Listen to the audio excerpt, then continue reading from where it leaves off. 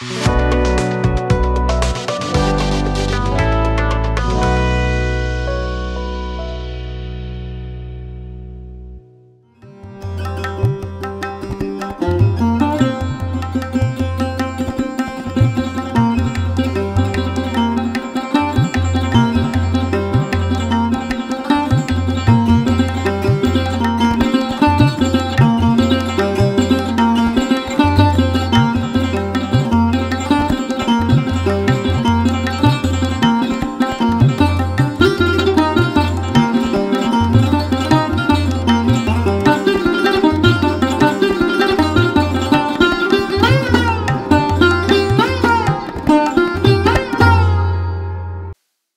जीशु ख्रीष्ट अति बहुमूल्य नाम संपर्क इंडिया द्वारा प्रस्तुत कार्यक्रम नुआ सकाल आशा मुझे स्वागत जनाए।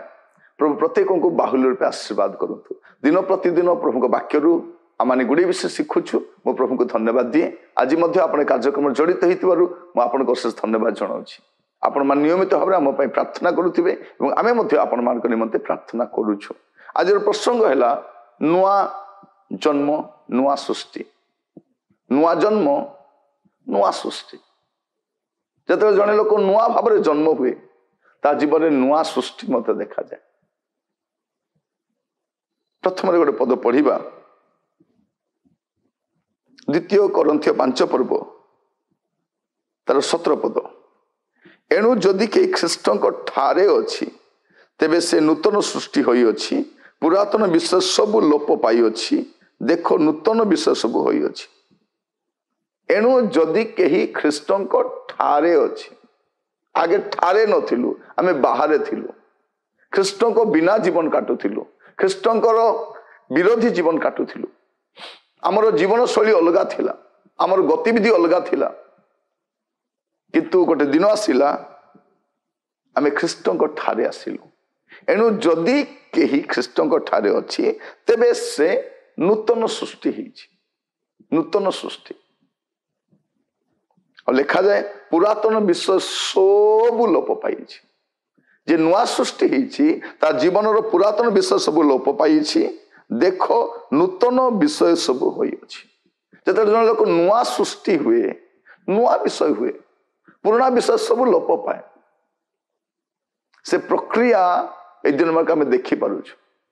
गोटे नुआ सृष्टि आमे देखु जे प्रभु प्रथम सृष्टि कले तापरे मनुष्य को रखिले। एबे से मनुष्य को तैयारी करुछंती नुआ सृष्टि रे नबा पाए। एटा ही प्रिय भाई बहन माने सृष्टि रिवर्स रे चली छे। एटा आपण बुझिबा दरकार। सृष्टि चली छी ओरे नुआ सृष्टि चली छी। केमिति होउची आपण को आगो नुआ करिवे तापरे नुआ जेरूशलेम को नेकी जिवे। नुआ राज्य को नहीं जिवे। नुआ स्थान को नहीं जिवे। से सब नूतन हो पुरातन विषय सब स्थान पाइबने।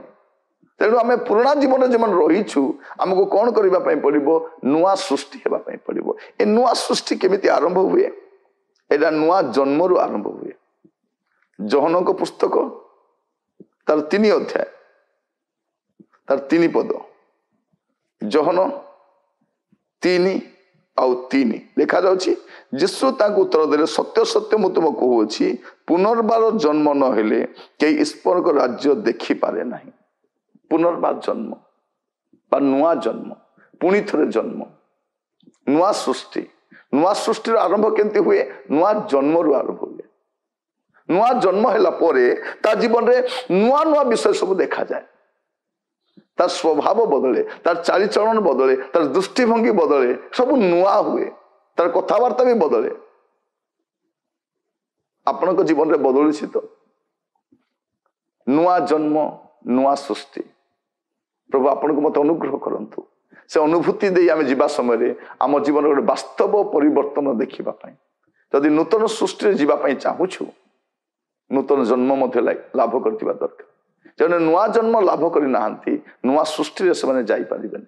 तेणु प्रभु निकोदिमो भलिया जने लोक से केमितिका व्यक्ति तार 3 पर्व 1 पद लिखा जाउछि फारूसी मानक मध्य निकोदिमो नामक जने व्यक्ति थिले। से जिहुदी मानकर नेता। से फारूसी आ जने जिहुदी मानकर नेता एपरी जड़े व्यक्ति को प्रभु कहते तुमको